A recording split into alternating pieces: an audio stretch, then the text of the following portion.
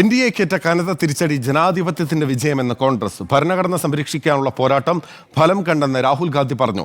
പ്രതികൂല സാഹചര്യത്തിലാണ് കോൺഗ്രസ് തെരഞ്ഞെടുപ്പിനെ നേരിട്ടതെന്നായിരുന്നു ദേശീയ അധ്യക്ഷൻ മല്ലികാർജുൻ ഖർഗെയുടെ പ്രതികരണം.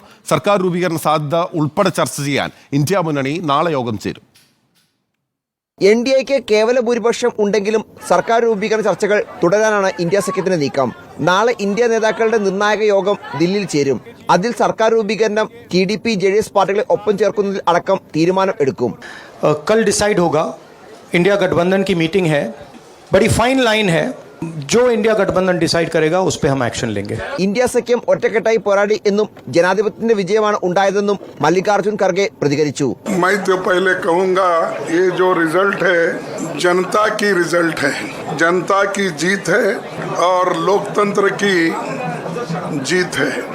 ഉത്തർപ്രദേശിലെ ജനങ്ങൾ രാഷ്ട്രീയ വീക്ഷണം ഏറ്റവും ഉയർന്നത് എന്ന് തെളിയിച്ചു എന്ന് വ്യക്തമാക്കിയ രാഹുൽ ഗാന്ധി അമേഠിയിൽ KL ശർമ്മയുടെ വിജയത്തെ അഭിനന്ദിച്ചു. റിപ്പോർട്ടർ ദില്ലി.